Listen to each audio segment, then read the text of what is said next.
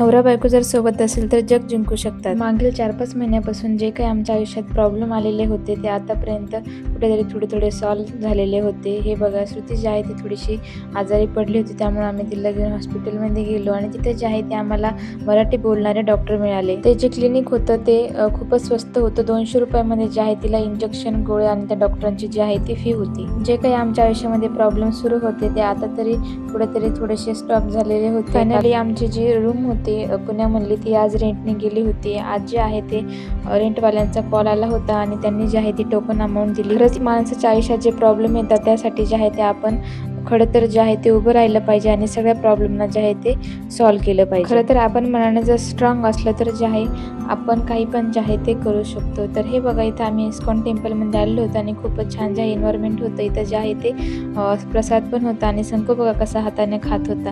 तर फ्रेंड्स, कसा वाटला व्हिडिओ प्लीज लाईक, कमेंट आणि सबस्क्राईब करा. भेटूया अशाच एका नवीन व्हिडिओमध्ये. आणि इथं जर आहे आम्ही गेलो होतो एका सुपर मार्केटमध्ये, कारण की शंकूला घ्यायचे होते डायपर.